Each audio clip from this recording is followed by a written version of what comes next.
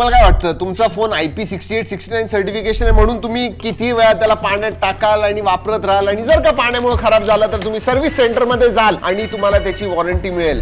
नाही मित्रांनो, नाही होणार आहे. कारण की ब्रँड स्पेसिफिकली सांगते की IP सर्टिफिकेशन किंवा पाण्याचं काहीतरी प्रॉब्लेम असेल तर त्याची वॉरंटी तुम्हाला मिळणार नाही. IP68 69 चांगलं असतं जेव्हा पाण्यात एक दोनदा जर का तुमचा फोन गेला, पण लोक काय करतात, अंडर वॉटर फोटोग्राफी सारखं दिवसभर पाण्यात वगैरे नाही, हे असे अशा गोष्टी चालत नाही. कारण की over a period of time त्याचे जे गॅस्केट्स वगैरे असतात ते लूज होतात, पाणी जाण्याची शक्यता वाढत जाते जितकं तुम्ही जास्त फोन वापरत जाता. आणि त्यामुळे IP68 चं जे प्रोटेक्शन असतं ते काय आयुष्यभर तुम्हाला मिळत नाही, हे लक्षात ठेवा.